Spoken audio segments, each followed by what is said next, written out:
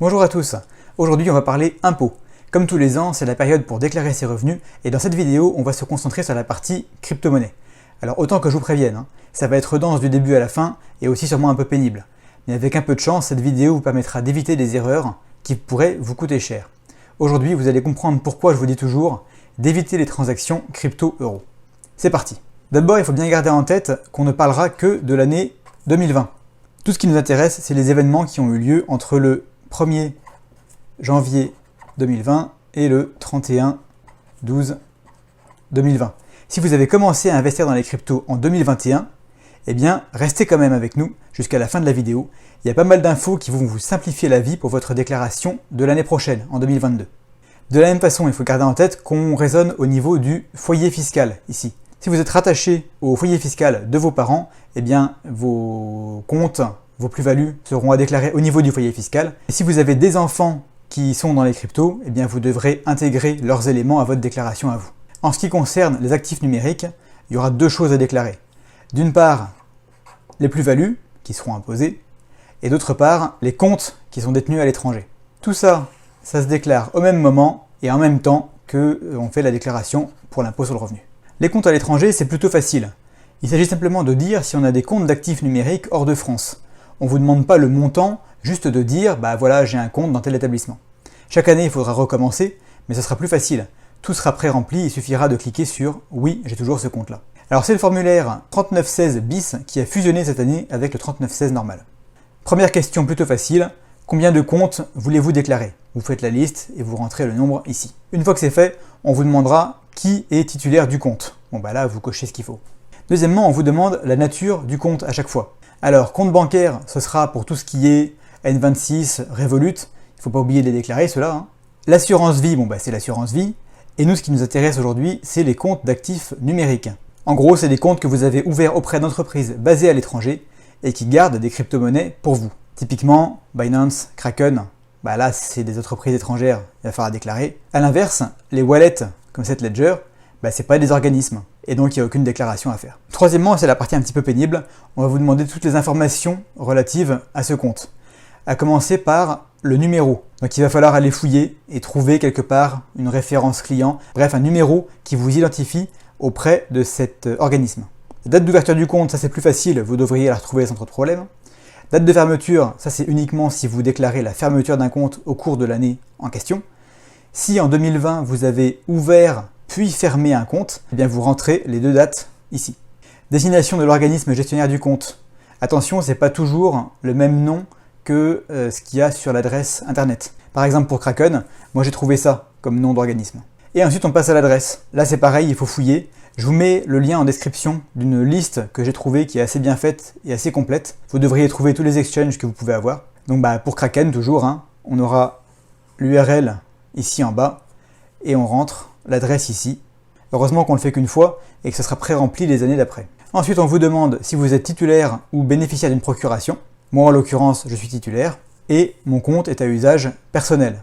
Ensuite il n'y a plus qu'à cliquer sur suivant et vous avez fini pour ce compte là. Si comme moi vous en avez un paquet, bah, il faut tout recommencer à chaque fois. Bon et maintenant le gros morceau, alors accrochez-vous. Je vous mets les liens vers les textes en dessous en description pour que vous puissiez vérifier ce que je vous raconte. Je ne suis pas à l'abri d'une erreur. On va commencer par le principe et ensuite comme d'hab, place à la pratique. Alors qu'est-ce qui est imposable? C'est facile, toute transaction crypto vers fiat. Euro, dollar, tout ce que vous voulez. A l'inverse, une transaction crypto vers crypto est considérée comme une opération intercalaire et n'est donc pas un fait générateur d'imposition. Il va falloir donc déclarer chaque transaction crypto-fiat que vous avez faite entre le 1er janvier et le 31 décembre. Si vous en avez fait 15, il faudra déclarer les 15 une par une. Et il faudra déclarer ça même si vous n'avez pas renvoyé les euros sur votre compte en banque. Par exemple, vous venez de vendre pour 1000 euros de Bitcoin et vous les réinvestissez immédiatement en achetant 1000 euros d'Ether, c'est dommage pour vous parce que du coup, vous aurez 30% à payer sur les plus-values de la vente de Bitcoin. Si vous étiez passé directement du Bitcoin à l'Ether, la transaction n'aurait pas été imposable. Ensuite, pour chaque transaction, il va falloir calculer la plus-value. Et elle sera ensuite imposée, là c'est la flat tax, donc 30% sur les plus-values. Si vous avez 1000 euros de plus-value, ça veut dire qu'il y a 300 euros qui sont pour le fisc. La plus-value, le principe, c'est plutôt simple. C'est le prix de cession moins le prix d'acquisition. Le prix de cession, pas de problème, c'est ce que vous venez de vendre. En revanche, le calcul du prix d'acquisition, il risque d'être un petit peu plus compliqué, parce que bien souvent, il y aura des dizaines et des dizaines de transactions intercalaires entre le moment où vous avez dépensé les euros vers des cryptos et le moment où vous revenez en euros. Pour ça, le fisc demande qu'on ait une approche globale. C'est-à-dire que ce prix d'acquisition, on va le calculer en divisant le prix total d'acquisition de tout votre portefeuille crypto par la valorisation globale de votre portefeuille. Ça nous donne la proportion de plus-value dans tout retrait. On multiplie par le prix de cession et on obtient le prix d'acquisition. Je résume, le prix de cession, c'est ce que vous venez de vendre. Le prix total d'acquisition, c'est la quantité d'euros que vous avez injecté au total dans votre portefeuille crypto. La valorisation globale de ce portefeuille, c'est sa valeur au moment de la transaction. Et avec tout ça, on peut calculer notre plus-value brute. Alors ce calcul-là, il sera fait directement lors de la saisie sur le formulaire des impôts. Mais je voulais juste que vous compreniez bien le principe. J'ai déjà entendu par exemple, j'ai mis 10 000 euros au total en crypto, maintenant ça en vaut 20 000. Donc tant que je ne retire pas plus de 10 000, il n'y a pas de plus-value. Non, c'est pas comme ça qu'on fait. À partir du moment où vous êtes en plus-value, chaque retrait contient une part de plus-value et une part de capital initial.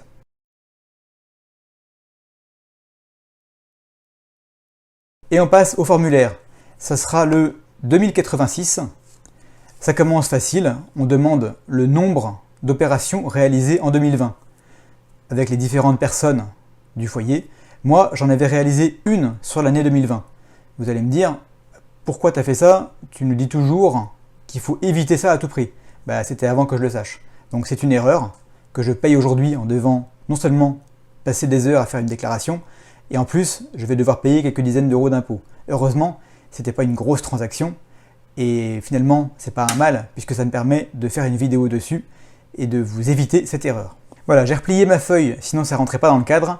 Je rajoute mon petit presse-papier Bitcoin et on est parti. Donc en haut, il y a le nom de celui qui a fait la transaction. On commence par du facile, la date de la cession. Vous rentrez ici la date. Ensuite, valeur globale du portefeuille au moment de la cession. Là, vous allez sur tous vos exchanges, tous vos wallets, et vous notez toutes les valeurs en euros au moment de la transaction. Vous faites la somme et vous rentrez la valeur totale sur la deuxième case ici. Ensuite, le prix de cession, là c'est facile.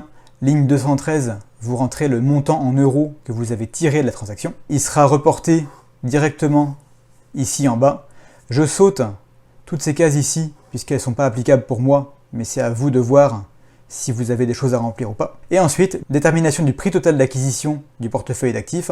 C'est en ligne 220 tout ce que vous avez injecté en euros. Par exemple, si vous injectez 200 euros tous les mois et que ça fait 3 mois que vous avez commencé, il y aura marqué 600 euros ici dans cette case-là. En ligne 221, c'est un petit peu spécial. Si c'est la première transaction que vous déclarez, il n'y aura rien à marquer ici. En revanche, si c'est la deuxième, la troisième ou les suivantes, à chaque fois que vous avez déclaré une vente, elle est composée d'une partie de plus-value et d'une partie de capital initial. Mais toutes ces fractions de capital initial que vous avez récupérées, il faut les déduire du prix total d'acquisition. Si par exemple, vous avez dans l'année fait 2 transactions où à chaque fois, vous avez retiré 1000 euros et il y avait dedans 200 euros de plus-value. La première fois, vous ne marquez rien ici. Mais la deuxième fois, vous allez inscrire ici les 800 euros de capital que vous avez récupéré de la première transaction, ce qui permet d'ajuster le prix total d'acquisition de votre portefeuille. Les 2 lignes d'après, je les saute puisqu'elles ne s'appliquent pas à moi, et le site des impôts vous calculera directement votre plus-value ici. Si elle est positive, vous pouvez vous attendre à payer 30% d'impôt dessus. Et maintenant, quelques questions. Premièrement, est-ce qu'on peut être exonéré de cet impôt? La réponse est oui, mais vous allez voir, c'est assez restrictif. Uniquement si la somme de toutes vos sessions ne dépasse pas 305 euros sur toute l'année. Là, il faut bien le dire, c'est quand même pas grand-chose. Ça vous évite, si par exemple vous avez fait une erreur, une transaction de 80 euros, au moins vous serez exonéré d'impôt là-dessus. Deuxième question, si vous avez oublié de déclarer en 2020 un compte que vous aviez ouvert en 2019, si vous avez commencé à investir en 2019, est-ce qu'il vaut mieux le déclarer maintenant ou faire le mort? Vous faites ce que vous voulez, et moi je vous conseille de le déclarer maintenant, avant un contrôle. Si c'est une information que vous apportez à la connaissance de l'administration hors d'un contrôle fiscal, bah, vous n'avez aucune raison d'être sanctionné. Ils préféreront toujours que vous fassiez le premier pas plutôt que d'aller creuser eux-mêmes et de trouver ce que vous leur cachez. Troisième question que vous pourriez vous poser pour essayer d'éviter cet impôt, ce serait de vous dire, bah, si c'est les transactions crypto fiat qui sont taxées, bah, je ne vais pas faire de transactions crypto fiat, je vais acheter directement mes biens en Bitcoin par exemple. Bien essayé, mais c'est prévu par le fisc. Toute vente de crypto-monnaie pour acheter n'importe quoi d'autre qu'une crypto-monnaie est imposable. Donc si vous voulez acheter votre Tesla directement avec des bitcoins, ce qui est possible, il faudra quand même déclarer la transaction et payer les impôts. Quatrième question, vous avez acheté ce qu'on appelle des NFT. Ça veut dire token non fongible en français. Et en pratique, ça veut dire que chaque jeton est différenciable des autres. Ce qui n'est pas le cas pour le bitcoin par exemple. Un bitcoin est parfaitement interchangeable avec n'importe lequel des autres bitcoins. Donc les NFT, vu qu'ils sont tous différenciables, c'est un moyen de créer la rareté dans un monde numérique où la copie est très facile. On peut voir ça un petit peu comme de l'art numérique. À ce titre d'ailleurs, c'est pas considéré par le fisc comme un actif numérique. C'est donc le régime des plus-values sur cession de biens meubles qui s'applique. La valeur des NFT que vous possédez n'entre pas dans la valeur globale de votre portefeuille et vous êtes exonéré d'impôt sur la plus-value pour les transactions jusqu'à 5 000 €. Donc là, vous vous dites logiquement, bah, c'est génial, je mets tout en NFT. Et non, si on est cohérent, le fait d'acheter avec des cryptos quelque chose qui n'est pas un actif numérique est un fait générateur d'imposition, souvenez-vous. Donc la plus-value sera calculée et imposée le jour où vous achetez ces fameux NFT. Cinquièmement, qu'est-ce qui se passe pour tout ce qui est staking, farming, yield, tout ça? En théorie, il faudrait calculer et payer l'impôt l'année où on a touché ses revenus. Mais les calculs sont pratiquement impossibles à faire. Dans la mesure où c'est faible par rapport au reste de mon portefeuille, moi je les intègre à mon portefeuille global avec comme valeur d'acquisition 0. On me les a donnés en fait. Et je paierai les 30% de flat tax le jour où je les vendrai. Cette interprétation, elle n'est pas de moi. C'est celle des avocats fiscalistes spécialisés dans les crypto-monnaies du cabinet Orwell. Je vous mets le lien vers la vidéo de la chaîne Cryptost en dessous. C'est une très bonne vidéo, mais uniquement si vous avez le temps, parce qu'elle dure 1h45. Et juste avant de finir, comme promis, comment est-ce qu'on prépare 2022? Règle numéro 1, on limite les transactions vers l'euro au strict minimum. Qu'est-ce que ça veut dire? Ça veut dire que vous avez besoin de récupérer immédiatement les euros sur votre compte en banque. Dans tous les autres cas, si vous voulez réinvestir, si vous n'êtes pas sûr, vous avez les stablecoins qui sont là pour limiter votre exposition à la volatilité des crypto-monnaies. Et si vous avez besoin, vous pourrez toujours plus tard faire la conversion stablecoin vers euro. Deuxième règle importante, à chaque transaction que vous ferez vers l'euro, vous devez rassembler les chiffres, rassembler aussi des preuves. Vous aurez besoin de la date et du montant de la transaction. Vous aurez besoin également de la valeur globale de votre portefeuille. Je vous conseille de faire des captures d'écran de tous vos exchanges, de tous vos wallets, pour pouvoir prouver à l'administration que vous racontez pas n'importe quoi, si jamais vous êtes contrôlé. Et aussi, il vous faudra le prix d'acquisition, c'est-à-dire la quantité d'euros que vous avez injecté dans les cryptos au moment de la transaction. Si vous avez mis un capital initial qui bouge jamais, ça c'est facile.